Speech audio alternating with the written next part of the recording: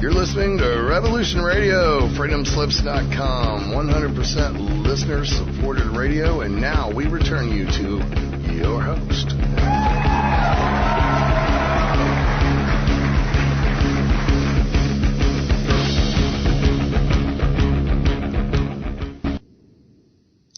Good morning, everyone. You're listening to Turtle Island News with Tracey Kennedy. We are joined today, once again, by Tony King. We will be continuing our topic, Antarctica, Admiral Byrd, Apollo 11, and, whatever we get to. When I start out today, I have to remember to do something I always forget. So, the Studio A number is 347-866-2902, or you can reach me, as always, 270-775-0015. Long distance may, of course, be charged. Now, we started with a few things yesterday. Well, wait a minute. Wednesday. Tuesday. Or Tuesday, yeah. I forget what day it was today. But we have had continuing conversations, as you might imagine. Now, we have been told some things. 1 and 1 is 2, and the Earth is a globe. Now, this is before almost anything else. And right there, that should give you a clue to how much they want you to think that. Now, for those who have forgotten their history, it's been modified, Men in Black version, for thousands of years, at least 4,000 years of our civilization. Before that, well, actually, 500 years was the cutoff point. Now, before that, every civilization on the Earth believed that the Earth was a flattish disk surrounded by a solid barrier called the firmament. All of the major religions have their version of this. Churches enforce this belief. Around 1514, a man named Copernicus created a brand new model of the Earth. But the interesting part about this is that he stated the Earth was spinning around 1,100 miles per hour, circling the sun. Around 60,000 miles per hour. The world was then. And the math kind of worked out, but there's a problem with this. Technology was not available to prove any such thing. The first balloon to carry people wasn't even invented in this go-around, of course, 1760s. Sailboats was the only way to travel the water. And the fastest thing on land was a horse. But the New World View was promoted and took hold of all religions that adapted to handle this new reality. Life moved on. More importantly, the globe model was continued quickly, introduced into all education systems. And the globe went into all primary schools. Over the next few 500 years, challenges to this model were squashed. And pointing out that the globe was accepted universally, that it has physical laws such as gravity. And if you didn't absorb that for the next 20, generations, it was beaten into your head. Now, I am going to give everybody a link. And not only do I think that's inaccurate, our little fake ball Earth I'm not buying that much either. Now, I'm going to put a video into the room, and I would like you to take a look at that later, and I've put a playlist there so you could see a bunch of different things. But if you could put this to about 7 minutes, I'm going to be playing some of this, not the whole clip, but some of it. I want you to see this thing. This is Apollo 11. And the little song and dance they do, the behind-the-scenes look of this. So I'm going to play about 5 minutes of this, maybe a little more, and then Tony and I are going to come back and talk about what we've just seen. Not only seen, but heard.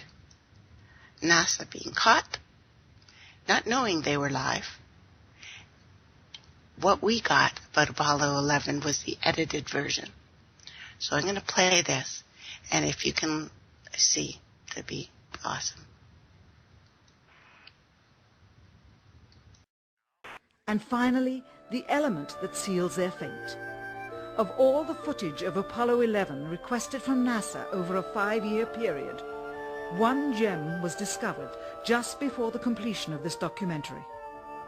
An old reel received by mistake. It contains the raw or unedited footage of the crew of Apollo 11, Michael Collins, Edwin Aldrin Jr. and Neil Armstrong, staging part of their mission for nearly an hour in living color, with exceptionally clear behind-the-scenes audio of conversations discussing the techniques used to achieve a disingenuous picture depicting the Earth at a distance in order to falsely demonstrate their far journey from it and their ability to survive passing through the Van Allen radiation belts. It cannot be misconstrued that this staging was done for some other reason prior to the mission, for the reel itself is slated and dated July 18th, 19th and 20th, 1969, the very days of the mission when they were said to be approaching and achieving lunar orbit. Furthermore, it is apparent they are in genuine zero gravity aboard the actual spacecraft, necessary to convince the mass media of their authenticity, just not any further than Earth orbit, as you will see.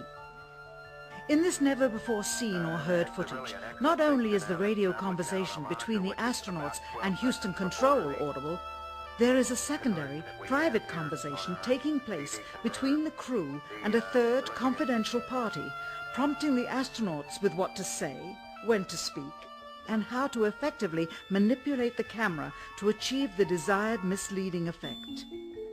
NASA claims that the Houston transmissions were the only ones taking place with the astronauts. Listen now as Houston Control initiates a conversation with the crew, only to find them too preoccupied with the behind-the-scenes trickery to respond.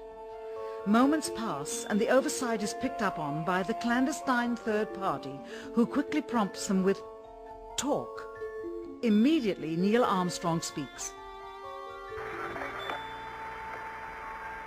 Hello, Apollo 11. Houston, Goldstone says that the TV looks great. Over.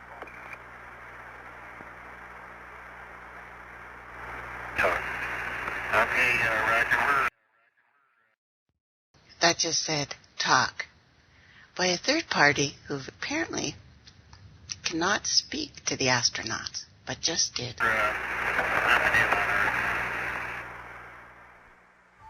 Again, the illusion they are attempting to create is the Earth at a distance to demonstrate their far journey from it and their ability to survive passing through the Van Allen radiation belts. Understand, too, that only about 20 seconds of this raw footage was ever broadcast to the public, and these conversations discussing their deception were believed to be private, until now. Here they discuss that these television transmissions were in fact not broadcast live as everyone believed.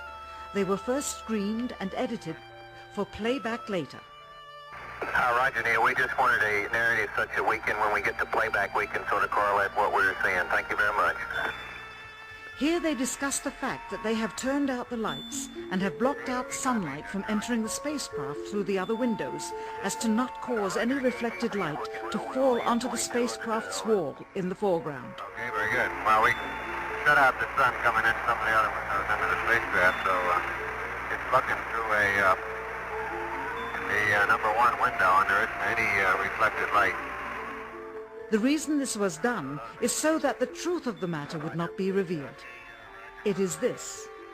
Though the federal government would have you believe that this is a view of Earth from a distance out of the spacecraft's window as it nears the moon, it is not.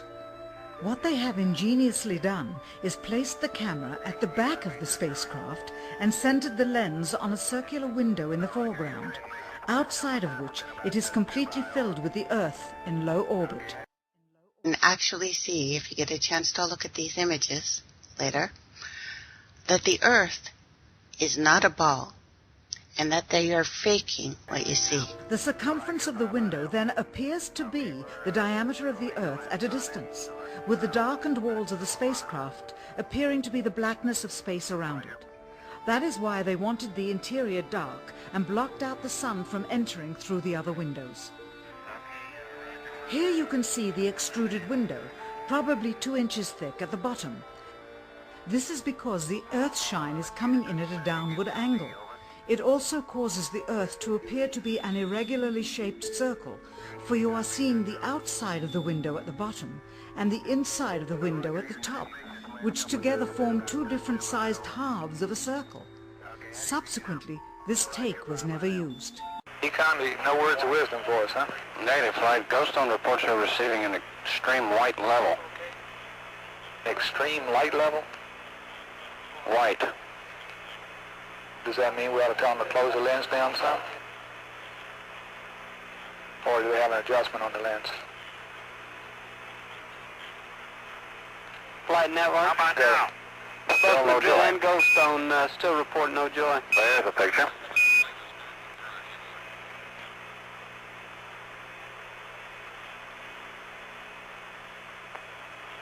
Okay, we have a picture. Okay, it's a little difficult. Now what comes up is the Earth, except it's very bright. It's a very bright ball, which means that they are close because the Earth shines.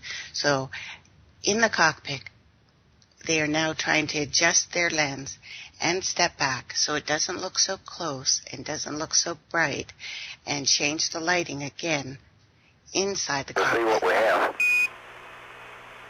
That's the Earth, but it's not the telephoto lens, unfortunately. It's just a regular inside lens. Okay, it's coming in as a real bright blob on the screen. It's hard to tell what we're looking at.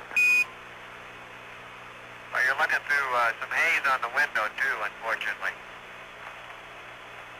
And the Earth is very bright besides. Okay, we've got the Earth in about the center of the screen and a little bit low, and it looked like there were some objects that moved across the screen at the same time. You have any comment on those? Now, what you're seeing or hearing at this point is it looks like there's a sky full of meteors. There is not. What you're seeing is water droplets, ice droplets melting on the outside of the ship. That's from a water ice coming off the vent nozzle. Roger.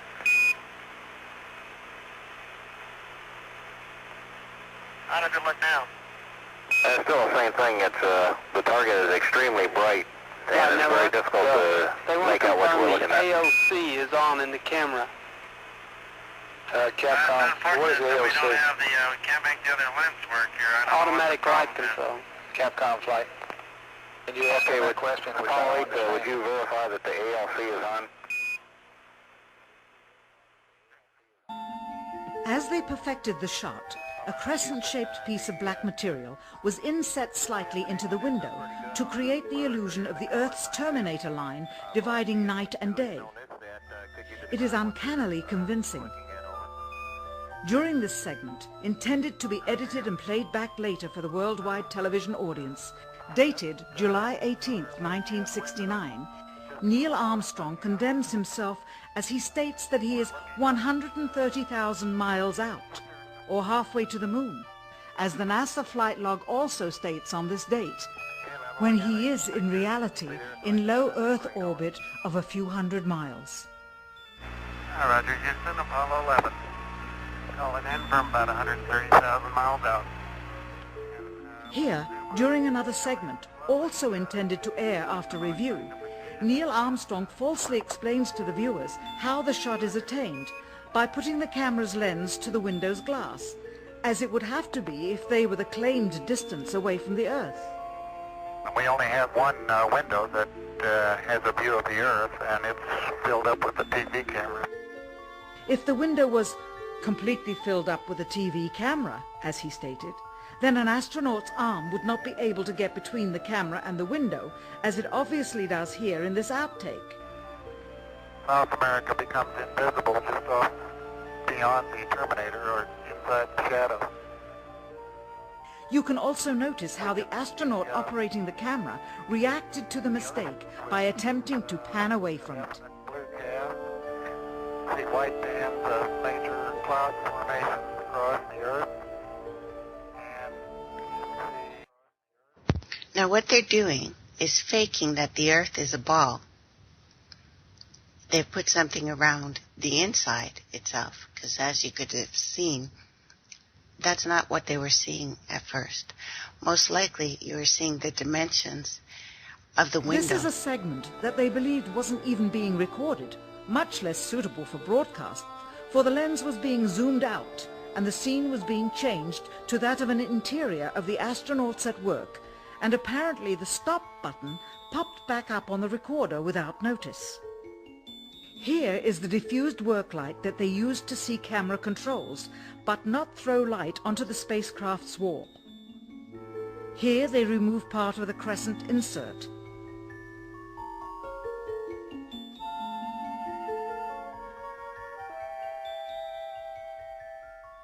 Finally, So what we're seeing is the moon, or the sun. No, actually, they're looking at Earth. I'm getting confused now. They're looking at the Earth, and they're changing what the Earth looks like. So get it just the right. iris is opened up, and you can see the real location of the camera and the very bright and near Earth out the window. Here is the slate for the 19th of July, and the same shot of trickery on the 19th of July, and then the 20th, and the same misleading shot on the 20th.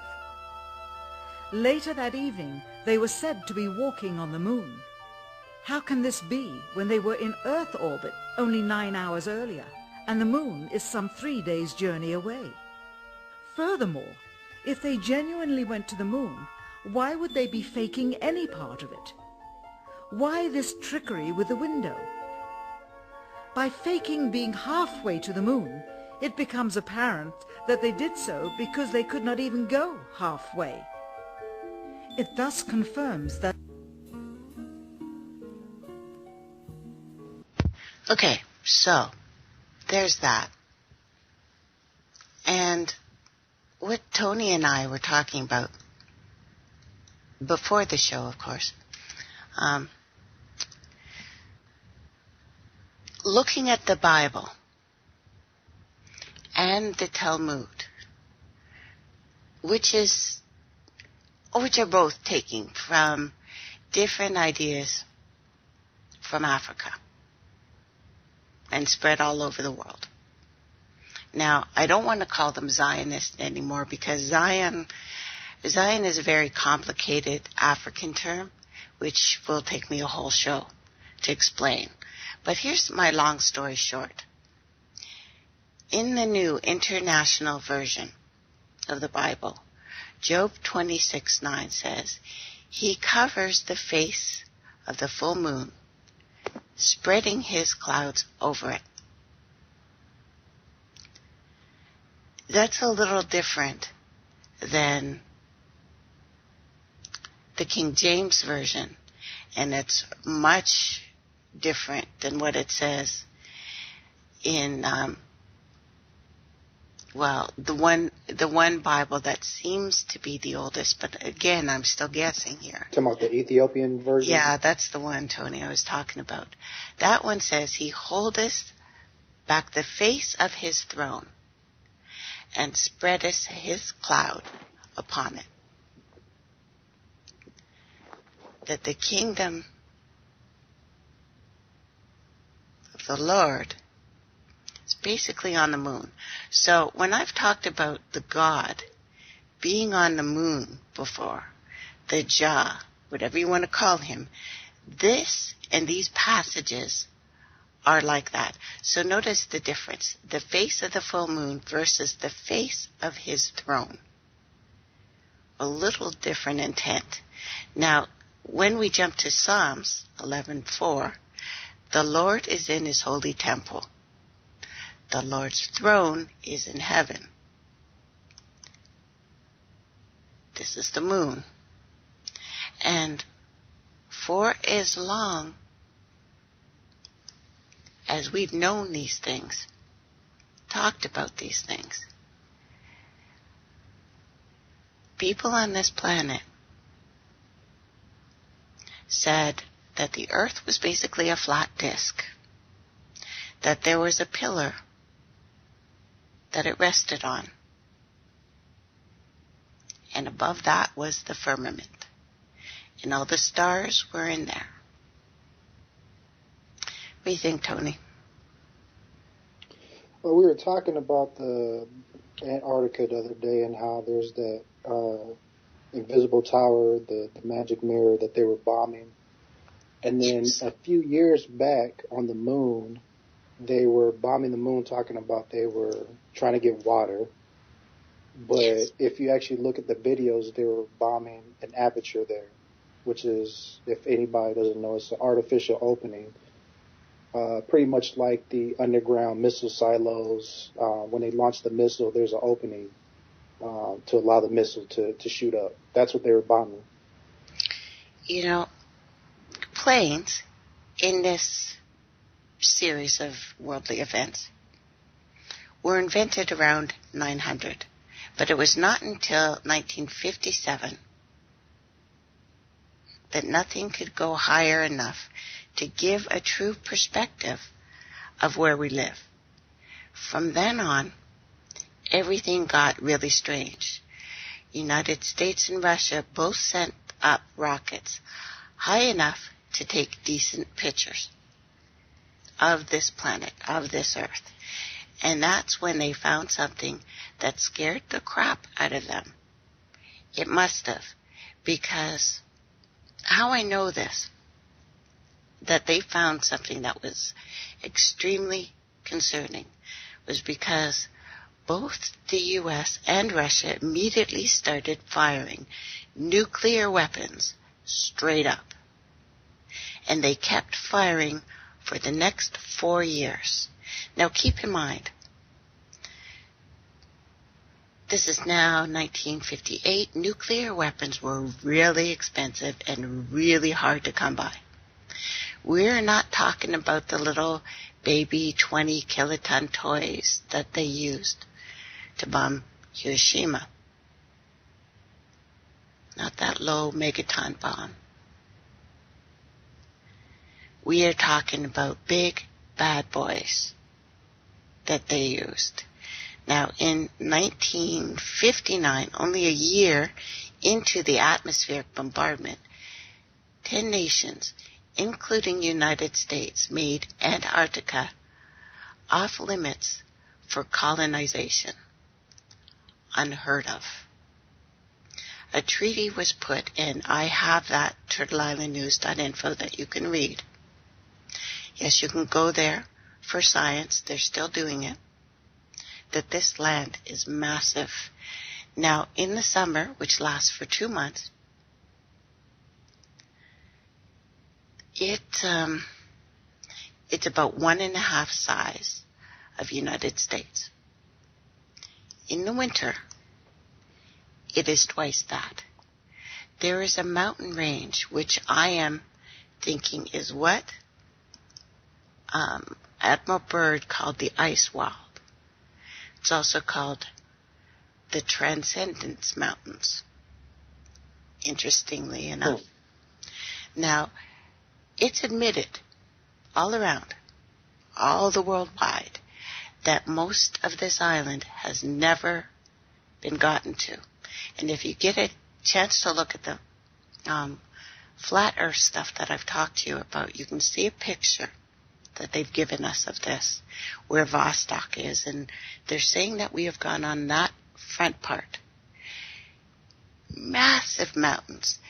And when you look at the images, the one thing you notice there is it's flat.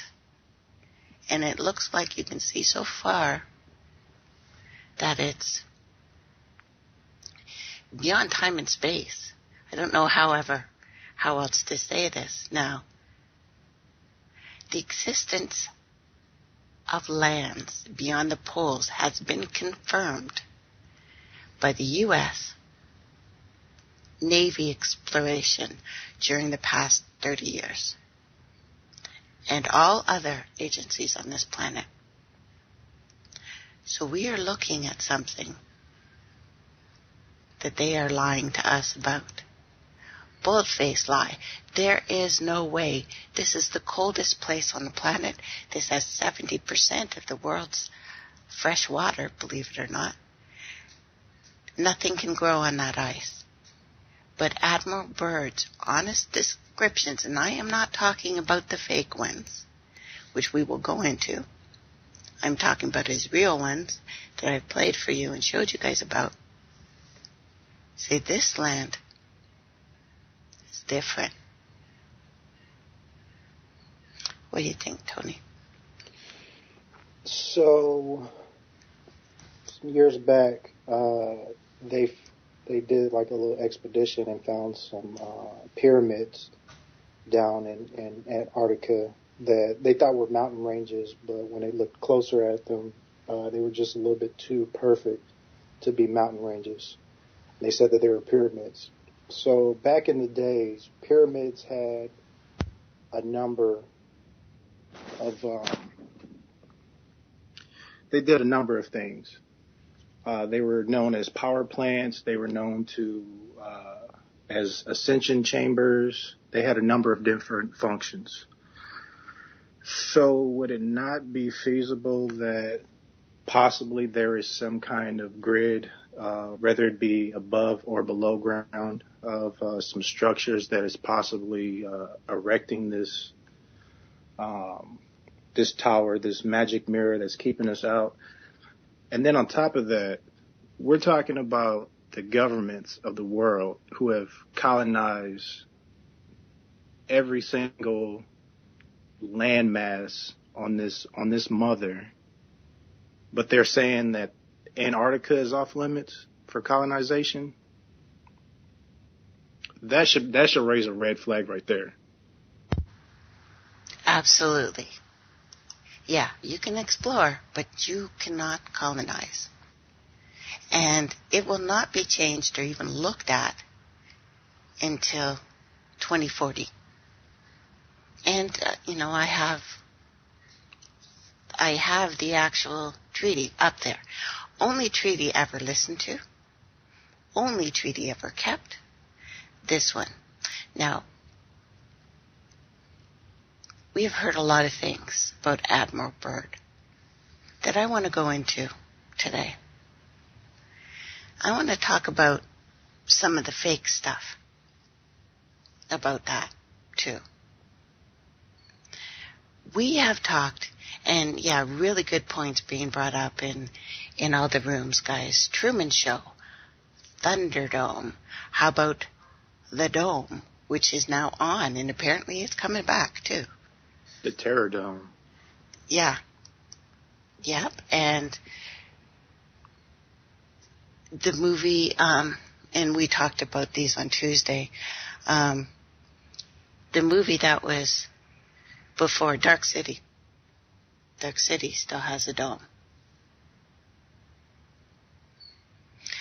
I believe there are places on this planet where extremely large caverns exist. But again, and you can see this on my site, there are many places that man can't go. We can't. And if we can, if we try, we are stopped, physically stopped. We cannot climb the highest mountains easily. We do not adapt well to those kinds of colds. To get to the top, you need special equipment. You need a breathing mask. Doesn't have enough oxygen for us. We have drilled down, and I have the largest hole ever dug here as well. I'm just trying to find that. Super borehole, about 7 miles. We are told a lot of things about this planet that they can't prove. We do not know there is a center to the earth. We do not know about any hollow part under the earth. Can't be proven. It is a theory. We do not know there is a hot ball underneath the earth. We can't even go swimming in most places. It gets too cold. We can go for about an hour if we're really suited up. But I watched this Antarctic thing where a guy who was the best divers in the world go there. Only the best divers in the world go there. He went for 40 minutes, got the bends, will never dive again. We aren't adapted to certain things on this planet. Either we are not from here and we were just put here, or there are limits to what we can explain and can even look at here on this earth. Yes, we have people that can go up high in the mountain with almost nothing. People will show me and say to me, the Sherpas. They can't go to the top, and they still need warm clothes. There are people that live in the deep, dark jungles, but even the people in Papua New Guinea say there's part of the jungle they cannot go to. And all around the world, there be monsters here. These are in our stories. We have borders. They do not need a FEMA camp. We cannot do things. Yeah, isn't there always a guardian around these sacred places? You know, you got guardian of the gate. Yeah. Mm-hmm. Oh, and then the pyramids and other structures like that. We don't even fully understand them and how they function. You know, we were talking about this briefly Tuesday. My first thought, and it's not just a couple of our ancient peoples in the stories that we're getting, it's all of them, say there's a dome, that the stars are in the firmament, and that you cannot look upon the face of God, the moon that I just read to you guys, that you cannot get there. You cannot get there. And there must be always a guardian at the gate that I have told you guys about too. I see, when I first heard this information, the first thing I thought of was that painting of Metatron, and he was on the earth and it was flat and it looked like it had a dome around it. And then outside the dome, there was the different planes, and there was like the stars and the heavens basically. And he was like ascending from this domed area that was flat. It was like a cake that had a cover over it, and he's ascending from this world to the heavens. But even then, that was flat. Absolutely, you know, and I'm thinking that many people have channeled some of this information when we look at Dante's Divine Comedy that talks about heaven, hell, the 3 stages of earth, this world, that he was tapping into something, I think, into something that was perhaps opened up in the Second World War, but something that they've pushed into our minds. Now we know that all over this planet there are tunnels that we built. Several kilometers, which is about 1,090 yards And underground cities, too. And underground cities that we have had to hide underground. Ports come from South Africa, Caucasus Mountains, North America, South America, Australia. It's feasible, I think, that humans have created cavernous structures. But we have no idea, even now, what's down there. We can't know. It's a theory, and if they tell you that the Earth is a molten lava, they can't prove it. Yes, we have volcanoes, but you know, the fact that we have volcanoes is what they're using as proof.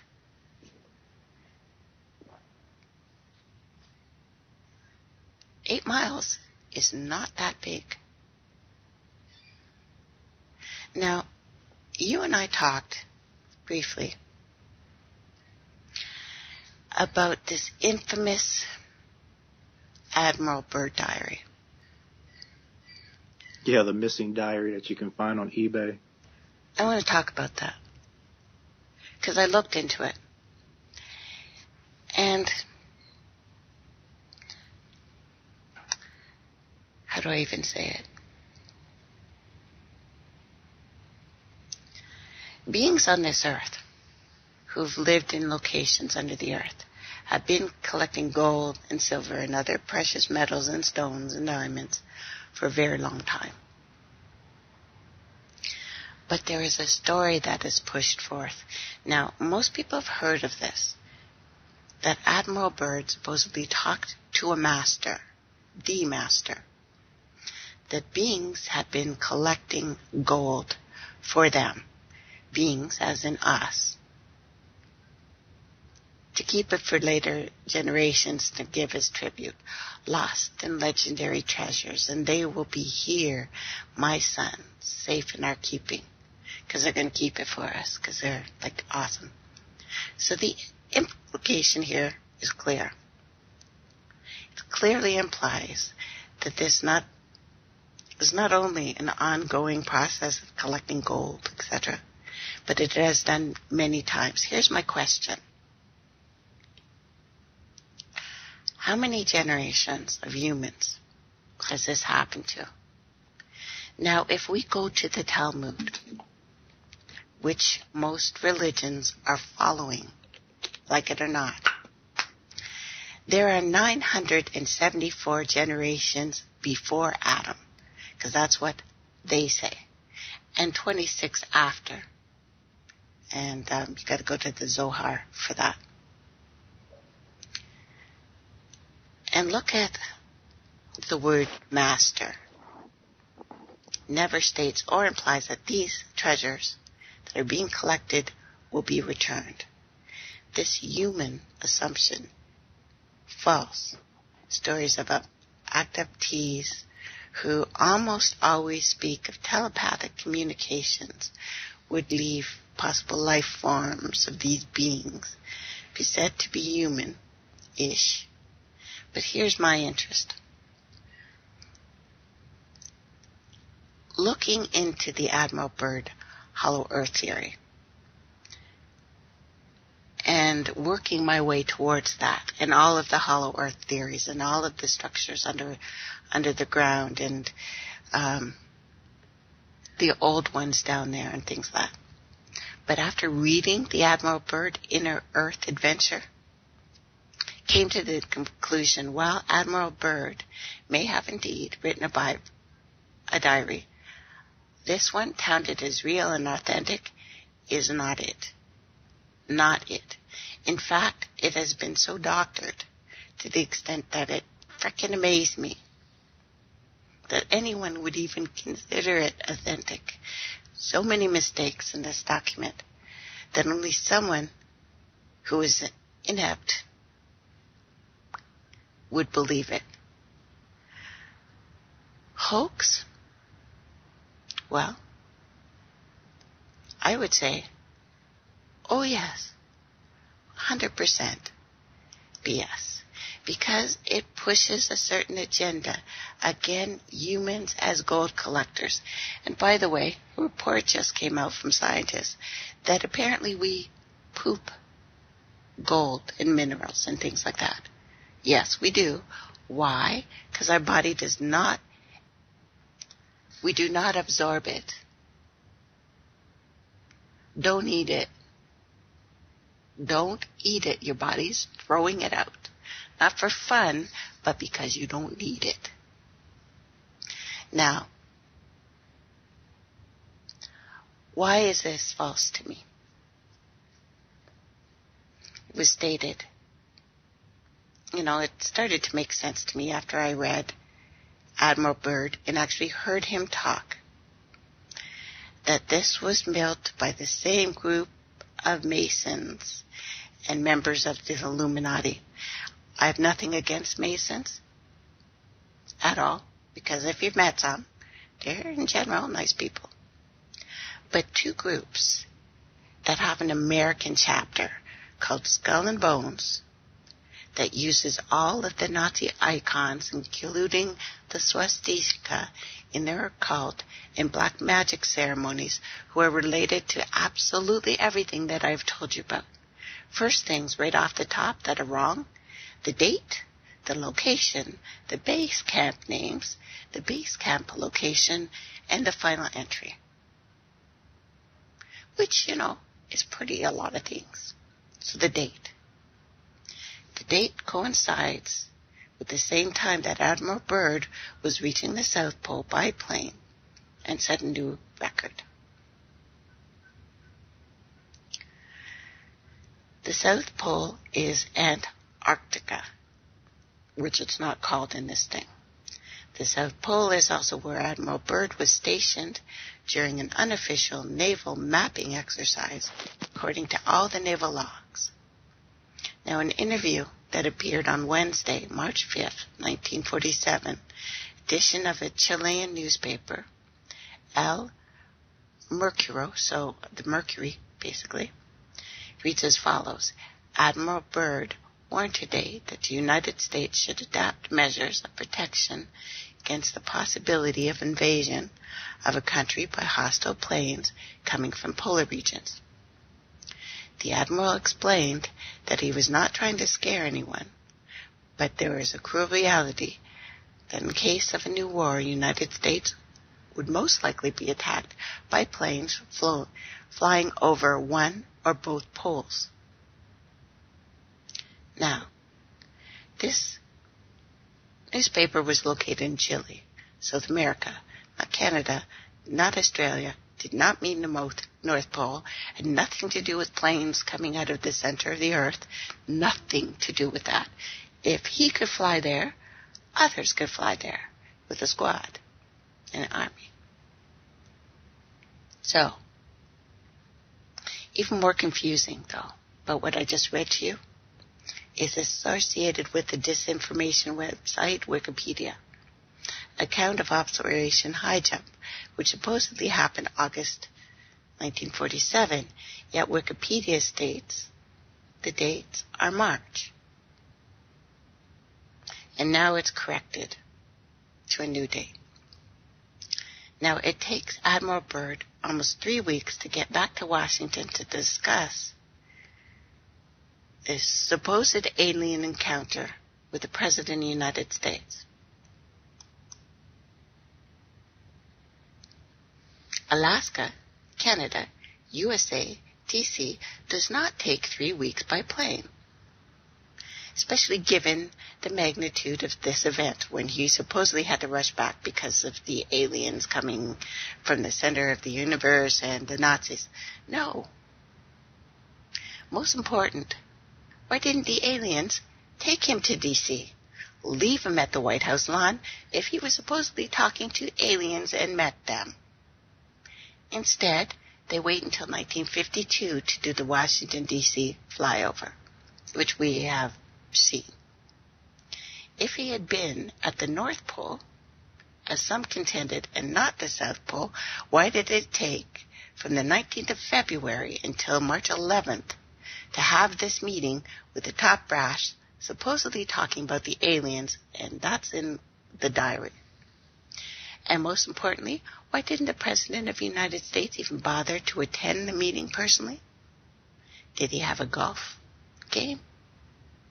Why was there no response to return to the North Pole? Yet full military campaign authorized by Admiral Byrd, of all people, was set into motion at the South Pole. And you can see this. We've talked to you about this. So for those who have read the actual reports from Operation High Jump, I will notice that one battleship was sunk, while others were badly damaged. And they refer to several other amazing observations. Circular craft emerged from the water at high speed. Circular craft re-entered the water at high speed, were not destroyed by any kind of impact. Circular craft used some kind of unknown light beam weapons. These circular craft moved at incredible speeds. Circular craft were silent. Some of the planes from Operation High Jump flew into, crashed with complete loss of life of the crews. Invisible barriers. No, he was at the South Pole, and though it indeed looks like he had weird experiences there, the diary circulating is crap. The alien encounters? No. The journey to the center of the planet to meet God? No. No. Not true. Completely false. Absolutely unfounded rumor. You know, speaking about the... No, sorry, Tony, go on. I just wanted to point out, you know, he talked about going to the center of the earth to meet God. Now, going back to Job, we talked about that earlier, where Could you mention some other things, please? Go into that. God approached the kingdoms of the worlds and asked the leaders who governs earth, and Lucifer says, I do. Now, Lucifer was the one that was cast in the earth in the Bible. So if you're trying to go to the middle of the earth to find God, which God are you looking for? Are you talking about Lucifer? The ones that the Illuminati worship? Because I doubt that, you know, the biblical God, Jehovah, whatever you want to call him, is sitting in the middle of the earth. Because everything points to, I mean, you can even look at the Romans and the Greeks, you know, with Hades, and you know, you got the fiery lakes, and you've got to take a trip on a boat to get to the afterlife. Everything pointing to the afterlife and some kind of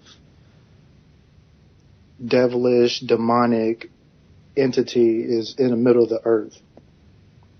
So it doesn't sound like if he was looking for God, it was something positive he was looking for, you know, in the middle of the earth. Well, all the stories also seem fairly clear of what they chained to the earth and cast down. We're talking about the old ones here. We're talking about the Cthulhu mythos, which we will go into and talk about the old ones. That something was trapped down there, and that God is above. God is above, the angels are above. There's a certain system that they've always talked about.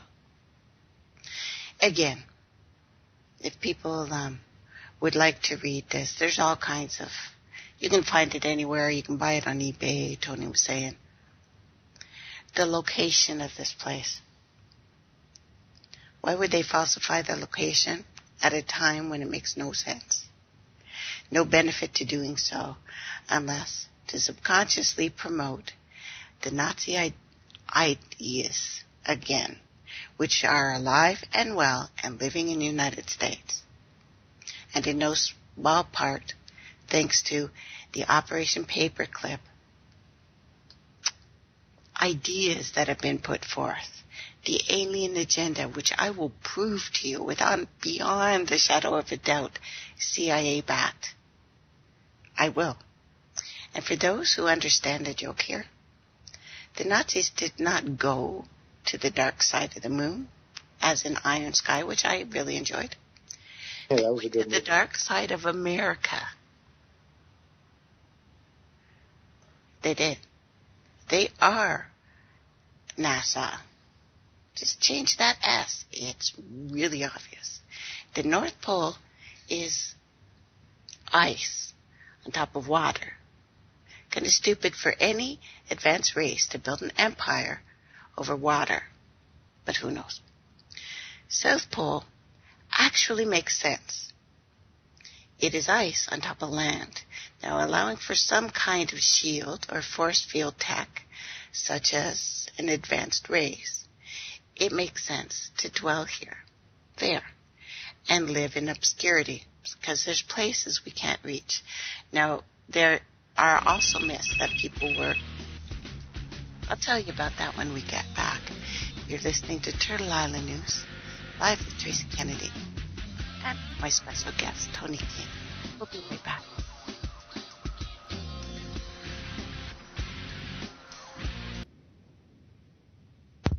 Welcome back, everyone. You're listening to Turtle Island News with Tracey Kennedy, and being joined today, again, by our guest, Tony King. Hey, everybody. I want to tell everyone, tomorrow, 3 to 5 Eastern Standard Time, I'll be on live with Chief Charles Tudog for the Heart Drum, of course, and I hope you join us. I'm going to have Tony and Tudog on with me again, because I would like to have a discussion about the gender bending that's going on the planet right now. And Tony and I want to come back sometime soon, I hope, to talk about some health issues and what we can do about them. Definitely. Yeah, it's so funny, whenever I bring Tony on, usually we talk for a couple hours before the show, sometimes a couple hours after the show, and totally forget. Time passes. So, interesting ideas. And I want to dispel one other rumor that's being shown to me, because apparently genetic tests and experiments were done on the people who went on Operation High Jump in the supposed Brokeback Mountain diary. Here it is. That people became impotent because the aliens, quote unquote, were impotent. That they were very pale and very red-skinned. Low sunlight is caused causes a lack of vitamin D, which causes hair loss and impotence in men and low libido for women. Other physical problems that you will read in the Bible, in this diary, and your natives that came from inner earth, were people that were pale. They were reddish because people with fair skin can get something called snow blindness and a sunburn from the ice. You get ice burns. Native people do not get these things because they're brown-skinned. Lack of vitamin D caused the mysterious illnesses. Period. Not radiation poisoning. That's it. Now, it's very well documented what happened in the South Pole. I played you a real live, actual meeting where he said, and I quote, "It is an enchanted continent in the sky, a land of everlasting mystery." He meant the South Pole. It was beautiful. The greatest explorer in modern times No need to misunderstand or extrapolate. He said what he said, and I played it for you. No aliens. He did not meet aliens. Now, he had said that the North Pole was being heavily populated at his time, 50s. Okay? Heavily populated. Everybody's up there. Everybody's drilling. The South Pole is far more interesting. No colonization. Now, the reason for a lot of these things, and I will go into them on my own, and I don't have somebody who,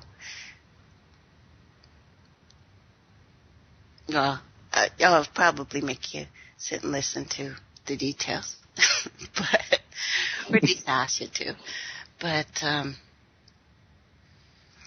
there are things put forth so that we will think we were slaves. And the reason all the stories are the same is because colonization is done the exact same way everywhere in the world because it works. First, you bring your new diseases to a place. Secondly, you kill the elders that know the stories. And if they have books, you destroy those. If they have things on the wall, you change those. If they have statues, you change those. You rewrite all the little bits and pieces that you want to keep in your own image. You take the children away for long enough that when they're returned, they have no memory of their ancient tales. They get back to a land that you have now put in, Pharisees or band councils or whatever you want to call them, who work for the government or whoever the colonization entity. Now, the colonists are innocent, always. You send some people that later everyone will hate. You also send another group in that will kill the natives that are there, so everyone blames them. You get your own guys to beat your people, always. So their hands come clean, and when everything is nice and pretty and built up, you take that stuff. You take that money. That's how it's done. Always. We don't need aliens for this. Human beings. Human beings who, unfortunately, are males.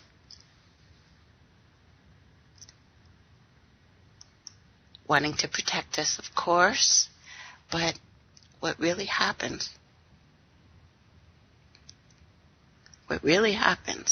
is they are corrupted. What I think is interesting is that 50 nations are now on the treaty. And any treaty that has lasted this long between all the industrialized nations, that they cannot colonize the Antarctic. They can't. Oh, music. I'm playing music. Whoops. What, don't you like the music? Thank you too, Doug. I didn't hear any music. Yeah, we didn't hear it because I've got the music background stuff. Oh, okay. Yeah. So you would think that all the oil companies in the world would have petitioned right now for their new version of discovery in this beautiful land. But by 1958, the military had discovered something, a solid edge perhaps. It does go with the show. Thank you, too, Doc. Discovered something else. And if this did not conjoin with us going up into the air, the highest we've ever made, and starting to blow said Shasta up, I think we found an edge here. Perhaps a solid upper and outer edges of this world.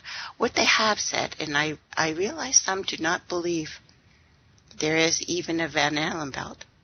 Might not be what we thought, but what they have said, and again, you can go to turtleislandnews.info and look at what they say they found. When they blow up stuff up there in this supposed Van Allen belt, that a second and third inner ring starts, and that one oscillates. So it's like what they say in Star Trek, which, time Star Trek Con, they knew about this, that it modulates its frequency. A modulating frequency on another band that makes us go, it makes us land if we are flying.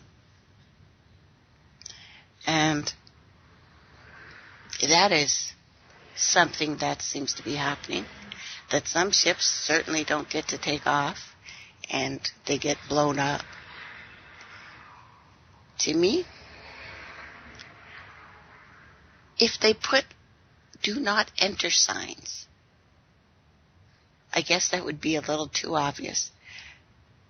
But what I've learned from the authorities on this planet, from all the studying I've done, that they leave nothing to chance. Most of the work had already been done for them, primarily on the details. The sky part of the dome much higher than a commercial aircraft. The only thing they had to worry about was the space program, which was immediately militarized, and it militarized the outer borders. The natural benefit, not only an extensive ocean already there, but a scaling decrease in temperature already there, a steady increase in iceberg frequency already there. It discourages ships, all ships, and that leads to a permanently frozen landmass that could never be used to form any kind of agriculture. This ocean and ice layout worked well for thousands of years because technology of our current civilization, or the one we're in now, didn't evolve quickly enough. Sailors avoided cold weather whenever possible. Oxygen gets too low and low enough to harm people. Even high mountains, the brilliance of design, beauty on this planet, comes with the simple fact that human males are corrupted by power. Corruption so total, in fact, that they would rather hide the world itself rather than risk their power on it. So you can theorize here. The kings and the popes were told a long time ago the world was not as it were being told. Maybe ancient scholarly books, perhaps interdimensional beings told the true tale of what the world actually looks like, what the stars actually are. All of this, though, has been dismissed because the most powerful leaders couldn't reach the border. That part was easy.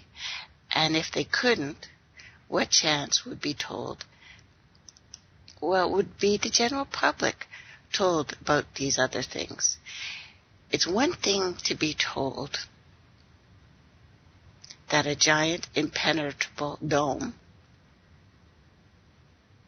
but is a whole different animal when you finally stand right next to it. Then you have some tough decisions to be made. Do we keep the secret? How far are we willing to go to keep this status quo? And they decide to keep the secret. No expense is spared. Rapid progression, rocketry, science, had to address quickly. And so the moon missions were created. And Matt from the NASA channel that you can look at YouTube, I think was right, and is thinking that you needed the moon mission event to stage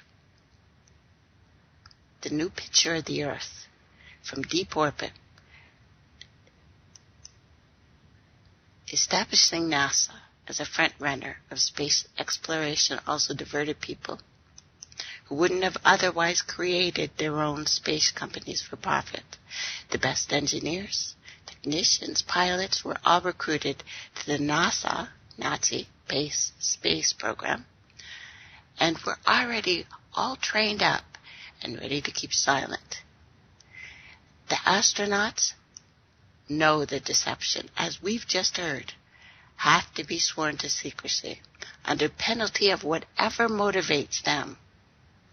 Private space programs are still discouraged, sabotaged. As we've seen, it's very hard for anyone but NASA and certain agencies to even take off. Private sector? Well, why? Collision with something, the dome itself. The telemetry data from such a mission would show an impact failure. A certain altitude, if it repeated, would raise questions. Is there actually a zone? Or do they already, the first thing they did is they put up barriers so that if you hit it, you explode. So it gives me 3 perpetual questions here about our world that can't be eliminated, but apparently it is being avoided at all costs. Here's the question. If there is a protective layer, if it's going to be lifted, how do you do it? This is conspiracy hardcore stuff here. For over 50 years and thousands of hours of space travel footage, neither NASA or any other countries is there an external shot for the astronauts completes a single act of panning. Never. Panning the camera 180 degrees, let alone a full 360 sweep. This has never happened on any moon mission, any exterior space station, not ever. Statistics would tell you that it would have happened by accident at least once by now. It hasn't, because they can't break the rule. The same rule that applies to a television show. Never show the fourth wall, because there is no fourth wall. That is where the cameramen are. Number 2, when you search online for pictures of the years in space, 95% of what you see are a collection of artificial composite shots. You can do this. You can do this now. It's what you're going to see. What do you think, Tony? I feel like we have seriously been approaching this, among other things, the wrong way. We're trying to use these conventional methods, bombs and airplanes and ships, but nobody ever tries to approach it from a spiritual aspect. You know, maybe it has something to do with frequency. Maybe that's why you can't penetrate this barrier. Maybe it's meant to keep someone of your wavelength out. Maybe you have to have a higher consciousness. I mean, because let's look at psychokinesis. Psychokinesis, you can warp matter mentally and form it any way you want. Why couldn't you do that with the barrier if you have that capability? Or maybe there's, going back to Stargate, we were talking about, the ancient technology. You have to have the ancient gene to operate it, or you have to have you have to be injected with the ancient gene. Maybe that's a component to this. I mean, have they really explored everything? Because I feel like the stuff that they don't talk about, we know that the governments, at least America and Russia, has done some psychic research. Well, I'm pretty sure that they've tried to, or at least if I was working for them, I would have told them, hey, why not try this? But I'm pretty sure that they've tried it already. For sure. When we're talking about the world change, Second World War, it wasn't just metal we're talking about here. We're talking about they contacted something, channeled or otherwise. And all of these nuclear explosions, whether they meant it or not, has caused rips and tears that we see in the sky right now. And with all the people who are channeling very similar information or copying down the information that they obviously want us to know, then there must be a spiritual aspect to this, as there is with everything. Must be. Well, look at the Philadelphia experiment when people were transported through time, but they couldn't go past 2012 because there was some kind of barrier. Another barrier. Mm-hmm. Perhaps another mythos of Under the Dome. Something to keep us in check, keep us from going out there and mucking around in other realms. When I see shots of the Earth, they have to say in small little letters that they are composite shots. I found one from about 2000 showing part of Africa and Antarctica. So with all the pictures of the Earth, they are simulated images. There are HD cameras everywhere, watching everything. Satellites doing the exact same thing. How come no one is taking an actual shot of planet Earth? Perhaps because you can't get an altitude to do it. You can't get high enough. And no commercial air travel routes for the southern hemisphere, again. And it's easy to check. Take a map. Move the distance between anywhere near Australia, anywhere in South America, straight line across the South Pacific. Find your favorite travel site and try to get there nonstop. I know some people will say that, they may have done it if you threw enough money at it. But why do planes disappear in the south, as we have talked about? They disappear a little ways from land. They are no longer on the GPS. They're not. Where do they go? Why are there layovers? It's only blind lock in Canada and United States and, us in the Northern Hemisphere. Otherwise, traffic wouldn't have really raised my eyebrows. But it's lunacy. People to tell you straight and look you straight in the face that all the leaders of the world are reptilians and lizards, and yet they laugh at this, and I'm going to say it, flat Earth. And I realize that's, close enough to saying heresy now. Saying no aliens, there may be other dimensional things, but I'm talking about conspiracy here, and it's a big one. And there's some things, and I'm, a big conspiracy girl. Love to research. I would not look at this because it was embarrassing, right? But every time I look now, there is something unresolved. And something that seems to be covered up to such perfection, Tony,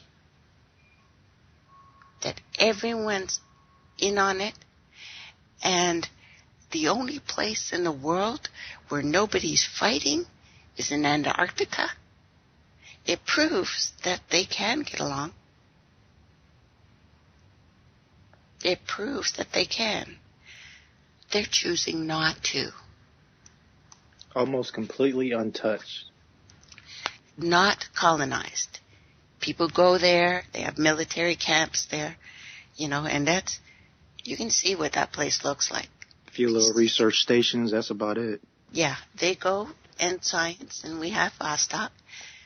Pristine, beautiful, except nobody bombs there. Each other. They have to explode stuff to get under the ice. But they're not killing each other, no matter what little wars are going on. They don't fight each other there. So they are choosing all of this circus that is going on the planet, but they won't do it there. That means that they don't hate each other, that I am not making this up, that there's groups doing this to us on purpose and leaving themselves alone for there. Well, yeah, it keeps us distracted. Keeps us disconnected. Because if we're disconnected from each other, we're disconnected from ourselves, then we can't use our abilities, our natural psychic abilities to see beyond. Right. Otherwise, we would have been uncovered all this stuff that they've put together. Yeah. And listening to the things that Byrd said, like really said, live out air, on a news program, when that used to mean something, was enough. I look at things that have happened on this planet. JFK, Pearl Harbor, 9/11, to me, inevitable. When you blow up people's families and kill their children, they're going to strike back. But this global Lucian agenda has run strong for the last 500 years. Time to start again. Even if that means we end up getting attention to who and what created that force, this place, and has reset the world over and over. The current map projections used by the USGS, United Nations logo, Flat Earth Society, high altitude nuclear tests, the Antarctic Treaty, all of those things point to something to me. Not imagined, but real. Real. And the total denial of it, the fever of the attacks you get when you talk about this kind of thing. Even there's this place online called the Flat Earth Society. Only has about 500 members. But they are getting attacked. Huge. Every day. And it makes no sense for a site that has 500 members and equally the same amount of trolls. I think I'm seeing something here. Clues. A series of clues.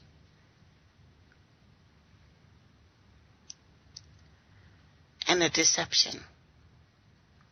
They obviously don't hate each other because there's peace on one place. If they really want to fight, they will make the technology to do it. No, you have to be trained to hate. Think about when we're a baby. As babies, do we just naturally hate? Aren't we naturally loving beings? Don't you have to be taught the difference between color and race and gender and all that separation?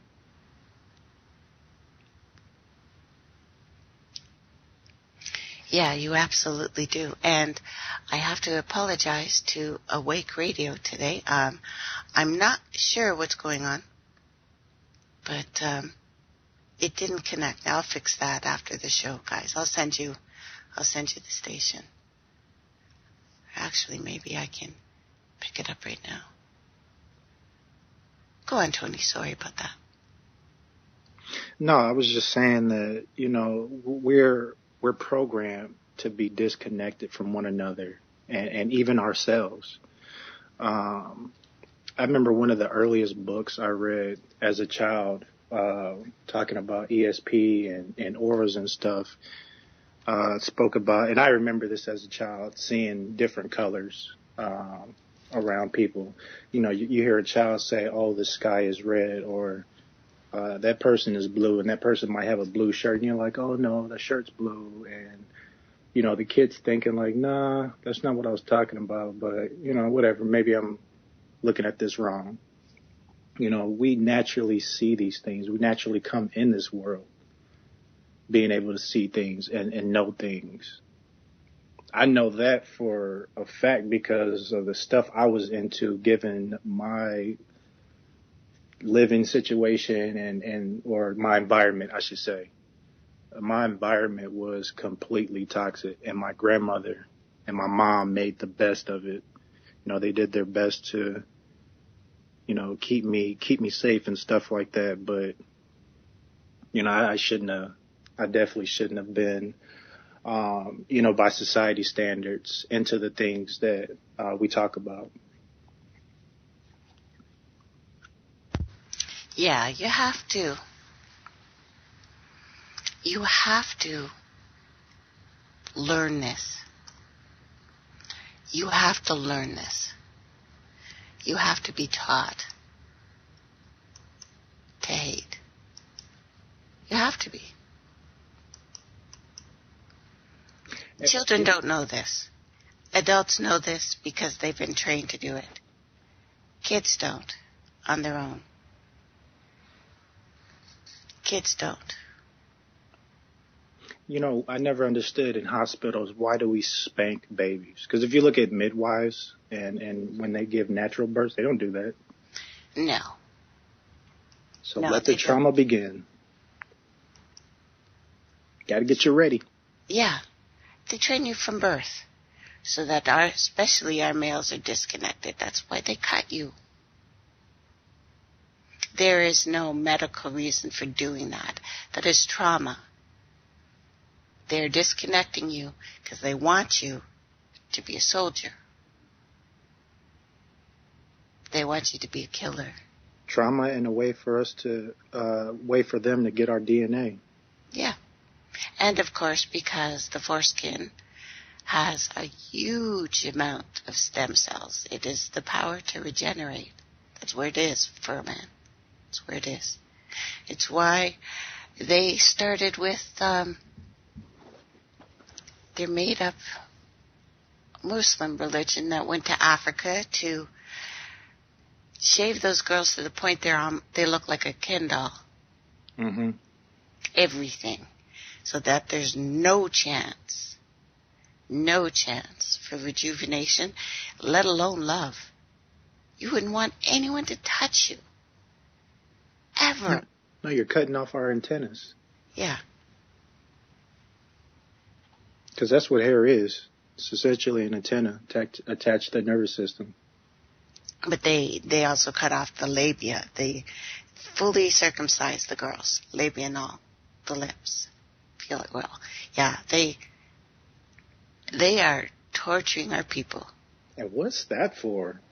So now you got to circumcise the girls now? Everything. Yeah. We are being mutilated for a reason. And we know this is how colonization is done. You change the religions there so that the people who are from there don't remember. You bring in a new group of guys that are supposed to be your elders, but they have been trained to teach you. They have been trained to take your beliefs, take your heart, take your soul, and leave you empty.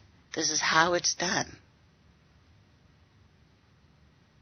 This is how it's done. This is how it's always been done, because it works.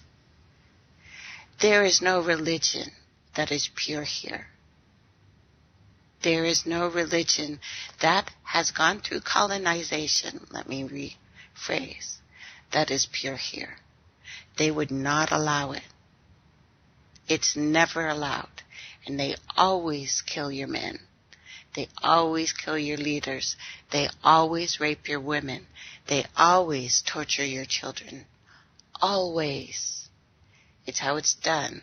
It's how it's always going to be done. And then we hear little stories that are made up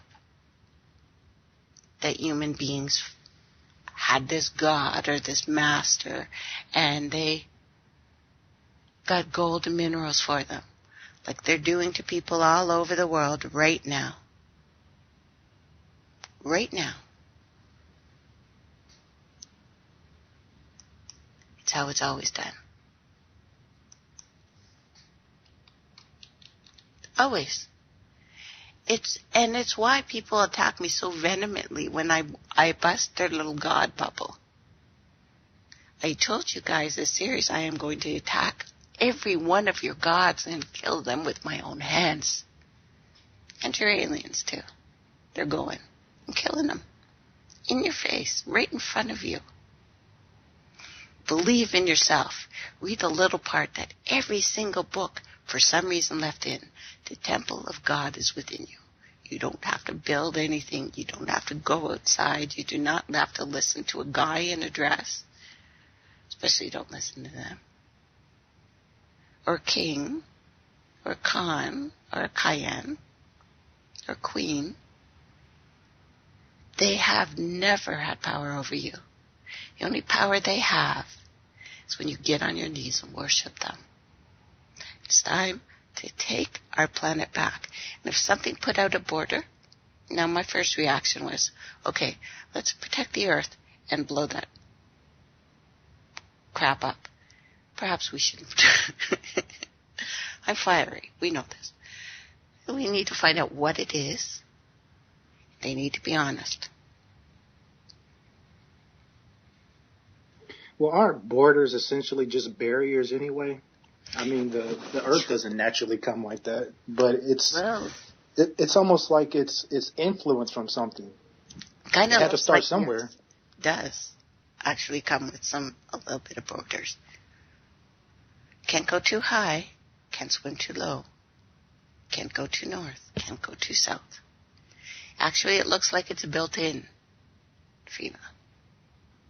And now we have cities, which is a FEMA camp without borders. That's what it is. They don't need FEMA. They no longer need police state. That's for show now. That's for show. People who are volunteering for their armies and their wars, you're a lamb to the slaughter. You are able, ready, willing, and able to do anything they tell you. It's just fear-mongering. It's fear-mongering. Keep us in check. And keeps you in check. Kills the nice, young, strong ones. So we don't have any nice, young, strong ones at home to protect us. To stand by us. To love us. No, they send back these men and women broken. Yeah, because they take the strong ones and put them in their armies to go fight their wars and either kill them off or send them back completely damaged. Yeah, you come back broken. It's obvious. They call it infantry. That means they're wiping your brain. And they do this with trauma. They do this with keeping you awake, keeping you in fear. And they've turned you into something else. When you finish your training, which is end training, which is the same as they do in schools, they've got you. You're one of them now. Never quite one of them. You're one of the useless eaters. You look what happens when guys come home, when girls come home. They're done with you. They're done with you. So people suicide themselves. Or join the police station, where they're another privately owned military force. They're police. Who? Ourselves. They don't need a them. They bring in guys from somewhere else, so you will hate them for invading your country. They put a uniform on them, and they make them the jackbooted mofos. And you hate them. I know, I almost slipped there. No, I tried to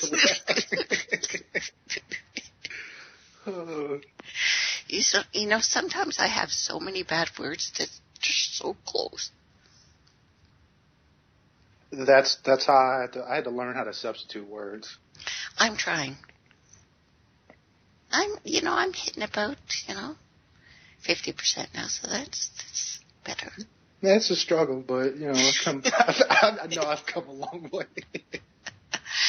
I've come a long way. I have, and little things for people said, Trace, did you look into the thing? Yeah, I looked into the diary. Well, you look at all this stuff that we talk about, and it's hard not to be irate and want to cuss somebody out. I'm mad. I'm angry. I'd never even looked into this stuff before and spent 2 days getting mad. Mm-hmm. And someone, people who believe this stuff, anyone who has traveled around the world remembers the names of exotic places that they went to. So sending me a paper that's being passed around as truth. Admiral Byrd would not give the wrong name to a base camp, even after a cosmic experience with the god. This is something a novice probably wouldn't do, or even an untraveled person going on their first time would remember the name of the place they were based for a year. I remember names of places I went 30 years ago. And he gives the wrong base camp location. Come on. Please don't send me crap. Oh, yeah, please send me more crap. Because I'm going to kill it. Gotta have something to disprove. Yeah, give me something to kill. Let me get my anger out. Needs to. Maybe there should be like a warning at the beginning of the show. Information may prove fatal to your fragile ego. Yeah. But what is fascinating is the fact that the U.S. government has spent billions of dollars, nuclear generators, setting up underground base camps in Greenland called Camp Century. It's still there. The fascination comes from the fact that it was set up near a town or village called Thule. She says to herself. And that was supposedly where the location to Inner Earth was. I would like to present and dedicate the show to the letters B and S and the number 33.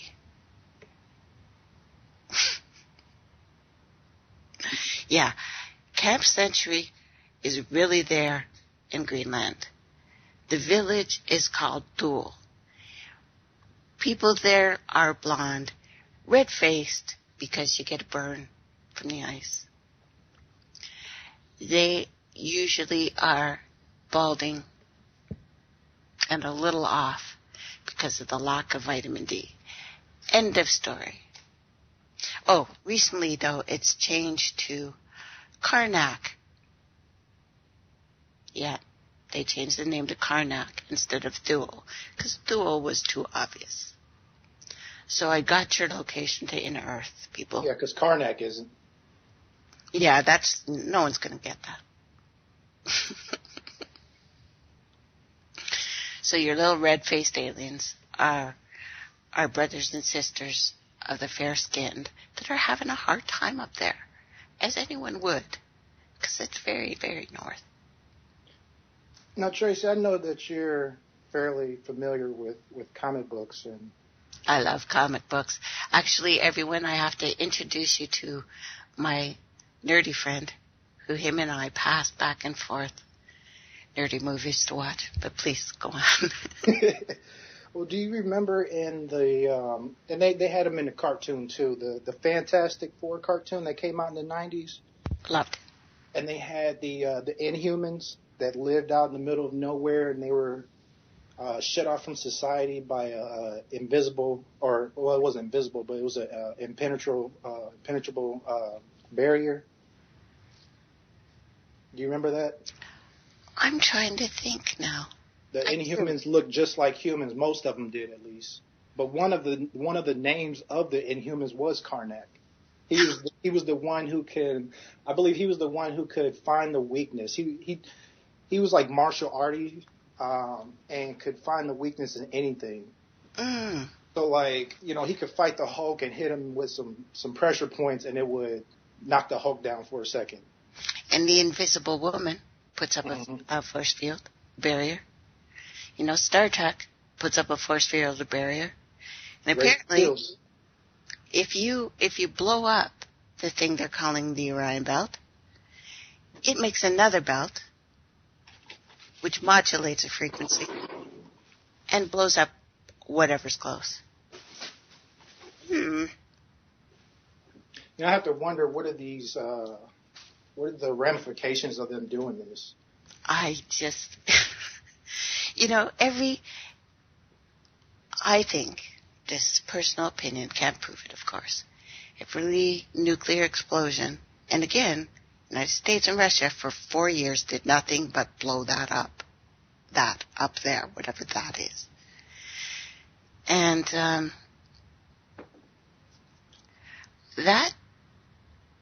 and we've been warned in the old books that sends ripples through time.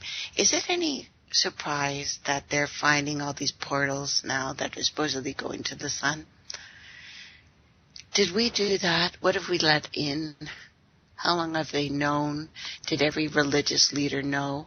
Is that why the first thing that Catholic Church did when they got enough money and technology together is put up Lucifer, our father, who aren't living in the moon, probably Semyaza, but we'll talk about that. Looking out there. What if they're not looking for Planet X? Maybe they're wondering if we've made a hole big enough to get out of here. If something built it, then there must be Bob the Builder. Bob, by the way, is the name of the second planet Earth. And was it Aeon A? Titan AD. Titan AD. Yes, that's right. That's right. I was telling Dolly about Bob. Bob the Builder, Emperor of the Universe. Oh, and by the way, CERN had a big power shutdown on a very auspicious date. As a matter of fact, I'm trying to find it for you. Interestingly enough, stuff is happening. Gotta be a coincidence, but the thing is, I don't believe in coincidences.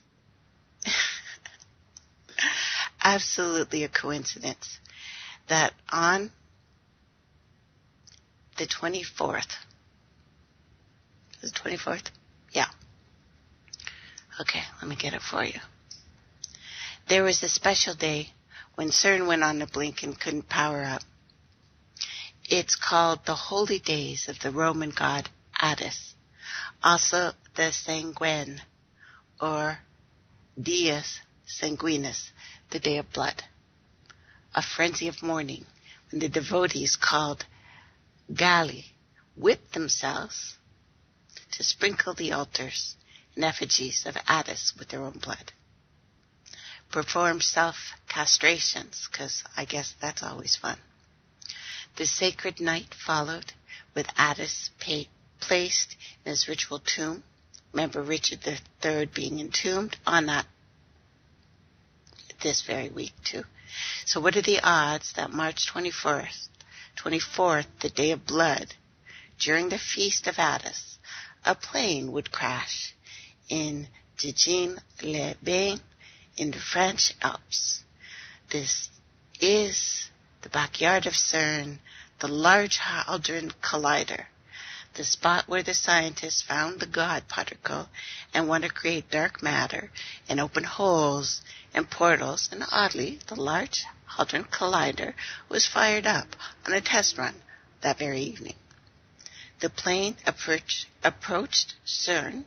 It dropped to 32,000 feet, crashed into the mountains, killing all 144 passengers, 6 crew, totaling 150 people. What is mind-boggling is the gematria that is embedded just in that event. The plane crash in an area called Dijon-les-Bains and Prades Haute Blonde, very close in world geography to CERN, and the Atom Collider. Dijon-les-Bains is 322, Prades Haute Blonde 666. In addition, Addis, this week, we are celebrating the pagan holiday of Austera. Austers, 322. 322, sacred number of skull and bones. At CERN, there is a theory called the rainbow gravity theory. That number, 3022. Take away the 0, 322. We are approaching the 150th anniversary assassination of Abraham Lincoln, 414. There are a lot of 414s and 114 codes connecting the plane crash to CERN. Addis, 414. World Wide Web was created at CERN, www. 414. The flight was 9525. 9525 is 1104. Rainbow gravity, 1104. Parallel universe, 1140. Dark matter, 411. And there are other repeating codes. 313, extremely powerful, will predict America's future. 313, the slide of the Zephyr film shows Kennedy getting shot in the head. Thank you everyone for listening. We'll have Tony back. I know you guys love him too. Thank you so much everybody. Bye for now. Thanks Tony.